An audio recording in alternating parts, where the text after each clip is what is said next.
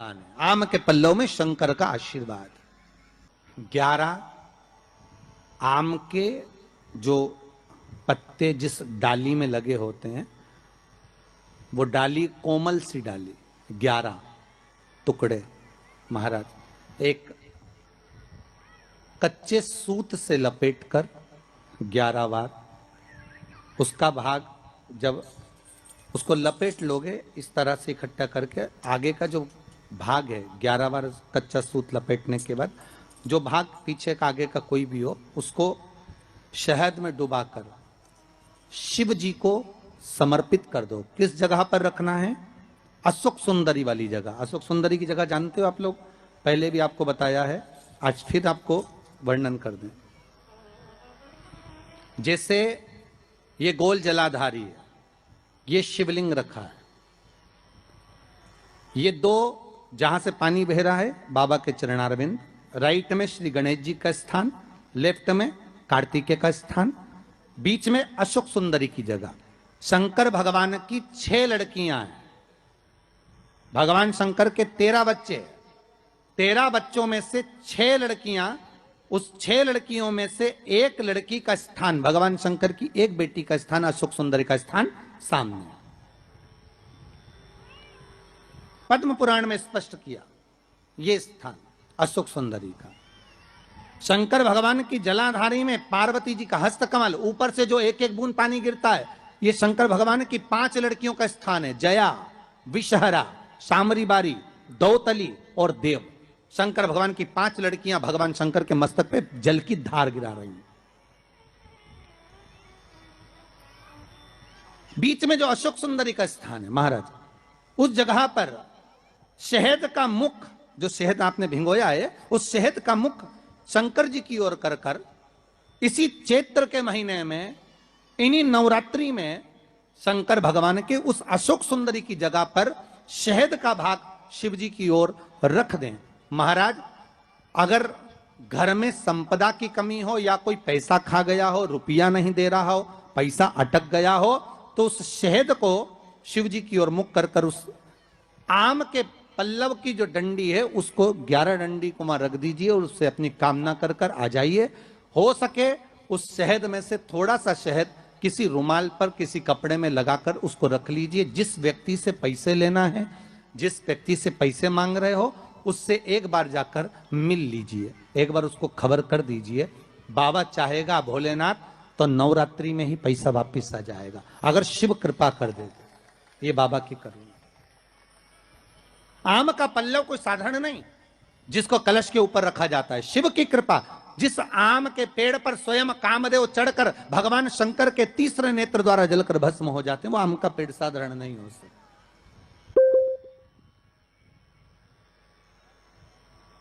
सहज नहीं है।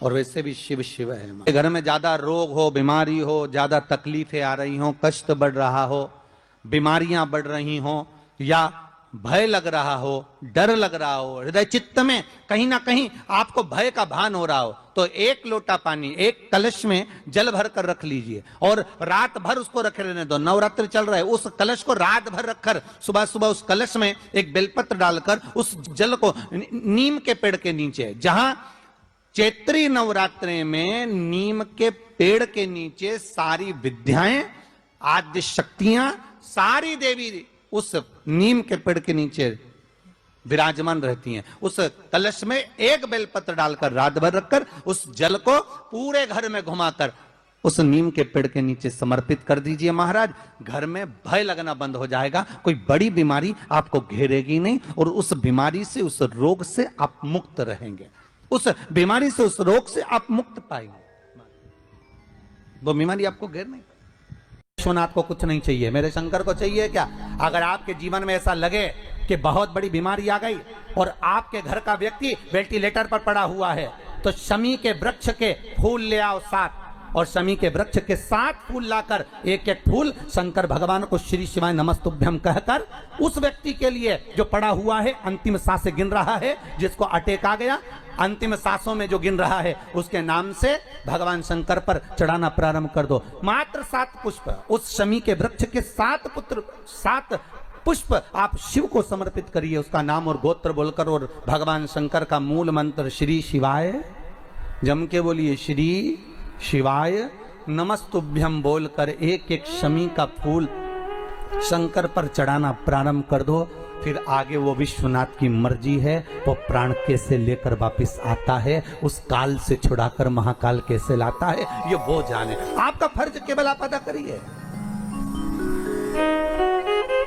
जब अंत में डॉक्टर भी हार जाते हैं, जब अंत में डॉक्टर भी कह देते हैं कि अब हमारे बस का नहीं है, अब तो उस परमात्मा के हाथ में, मतलब डॉक्टर को भी मालूम है कि एक डॉक्टर बैठा हुआ, एक डॉक्टर और है, वो बस वो थोड़ा सा दूर तो रहता है पर करीब भी बहुत है। कई लोग कहते हैं गुरुजी वो कैलाश पर रहता है बहुत, तो उनको बुलाएंगे तो आएंगे। हमने कहा कैलाश पर तो रहता ही नहीं है, जहां भक्त है वहां भगवान, वो दूर तो रहता ही नहीं। आप तो बस केवल उसको बुलाने का प्रयास करिए, आप दिल से बस उसको हाजिर, वो दिल से बुलाओ तो उसको। इसलिए देवी भागवत में लिखा है कि नवरात्रि में एक दिन, जैसे प्रतिपदा है, पहला दिन है तो एक कन्या का पूजन करो, द्वितीया है तो 2 कन्या का पूजन करो, तृतीया है तो 3 कन्या का पूजन करो, चतुर्थी है तो 4 कन्या का पूजन करो, पंचमी है 5 कन्या का पूजन करो, छठ है 6 कन्या का पूजन करो, सप्तमी है 7 कन्या का पूजन करो, अष्टमी है 8 कन्या का पूजन करो, नवमी है, जम के बोलो, 9 कन्याओं का पूजन करो।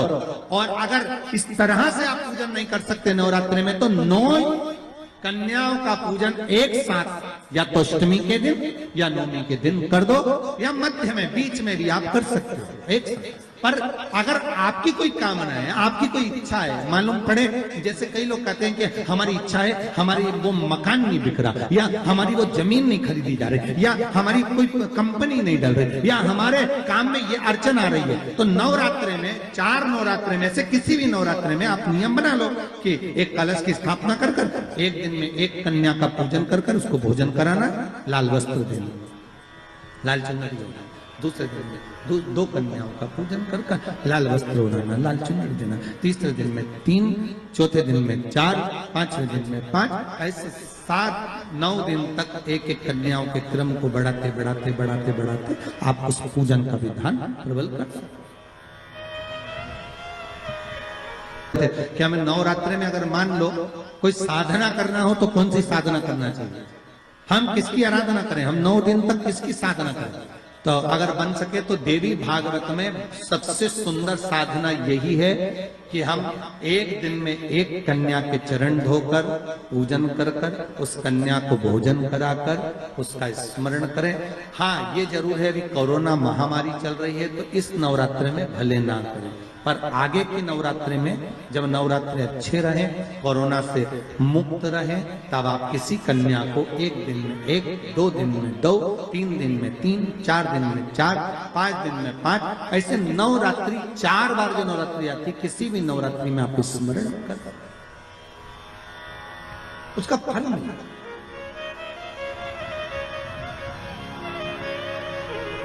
उसका फल होगा।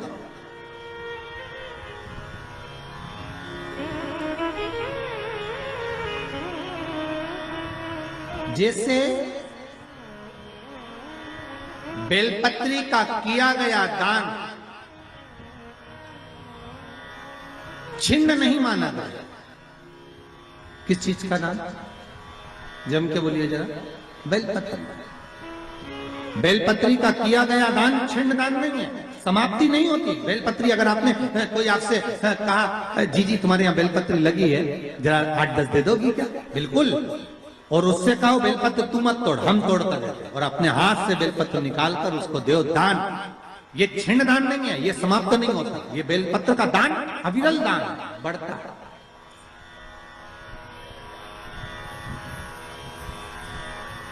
सुख का भान ये छिन्न होने वाला नहीं। अभी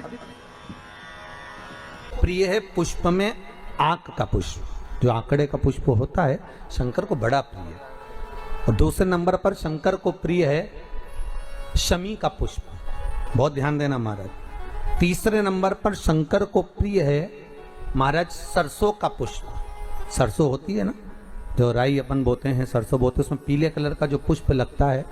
हमारा तो निवेदन रहता है जब तक सरसों आए तो प्रयास करा करो कि सरसों के 108 पुष्प शंकर भगवान पर चढ़ाना प्रारंभ कर दो। महाराज, ये पक्का है कि वर्ष भर कोई बड़ी बीमारी आपको घेर नहीं सकती अगर सरसों के फूल शिव को चढ़ रहे हैं तो। और प्रयास करना कि सरसों का जो पुष्प होता है, सरसों का जो फूल होता है महाराज, अगर कोई व्यक्ति को किडनी या लीवर से जुड़ी हुई कोई तकलीफ होती है या किसी व्यक्ति का एक्सीडेंट हो गया होता है और उसका कोई अंग रह गया हो, कोई शरीर का कोई भाग रह गया और वो काम नहीं कर रहा हो, जैसे किसी के पांव रह जाते हैं एक्सीडेंट के बाद, किसी का हाथ रह जाता है या कोई अंग काम नहीं कर रहा हो, वहाँ ब्लड पहुँच नहीं रहा हो, वो जगह एकदम सुन्न हो गई हो, खाली पड़ गई हो, तो उसके लिए शिव महापुराण की कथा कहती है कि सरसों के पुष्प 11 शंकर जी के राइट भाग में, जहां शिव जी के गण दरवाजे के द्वारपाल मणिभद्र जिस जगह पर निवास करते हैं, कौन निवास करते हैं? मणिभद्र। शंकर जी के दरवाजे के द्वारपाल हैं मणिभद्र जी। तो मणिभद्र दरवाजे के द्वारपाल में राइट भाग में मणिभद्र जी विराजते हैं। मतलब राइट भाग कौन सा हुआ? जब आप मंदिर से बाहर निकलेंगे तो राइट भाग, मंदिर में प्रवेश करेंगे जब राइट नहीं होना चाहिए, आप मंदिर से जब जाएं तो राइट भाग। मतलब आप मंदिर से राइट से जाएंगे तो शंकर जी का भी राइट हो जाएगा, क्योंकि शिव जी ऐसे बैठे हैं तो शंकर जी का भी राइट हो गया, देवता उनका भी राइट हो गया, तो राइट भाग सीधा हाथ मणिभद्र जी का स्थान। 11 सरसों के पुष्प मणिभद्र के उस द्वार पर आप रख दीजिए और मणिभद्र के द्वार पर रखकर अंदर जाकर 108 वापिस जब आप बाहर निकल रहे हैं, ये पुष्प आप रखने के बाद एक बार बाहर जाएंगे, फिर वापिस आएंगे मणिभद्र के रखने के बाद, और अंदर जाकर 108 सरसों के पुष्प शंकर को समर्पित करेंगे महाराज। उस सरसों के पुष्प जो शिव जी को आप समर्पित कर रहे हैं उसको वापिस लेकर आएंगे, श्री शिवाय नमस्तुभ्यम बोलकर उस सरसों के पुष्प को महाराज सरसों के तेल की बोतल में उसको डाल लीजिए। शंकर भगवान को किसी भी प्रदोष में, शाम के समय प्रदोष काल में उस तेल को वापस ले जाकर चढ़ा दीजिए शिव जी को, उसको वापस लेकर आ जाइए। उस तेल का प्रयोग आप नाभि में डालिए और जो शरीर काम नहीं कर रहा उस स्थान पर कम से कम 15 दिन 20 दिन तक उसकी मालिश करना प्रारंभ करिए। बाबा चाहेगा तो चलाने का प्रयास कर देगा और वो अंग, वो शरीर काम करने लगेगा। मणिभद्र का स्मरण, श्री शिवाय नमस्तुभ्यम, सब बोलिए एक बार जमकर, श्री, अरे पहले बोल दिया, हमारे साथ तो बोलो, श्री शिवाय नमस्तुभ्यम। भगवान शिव के मंत्र का स्मरण कर कर करते सरसों का जो पुष्प है उसमें आनंद की अनुभूति है, आनंद की अनुभूति।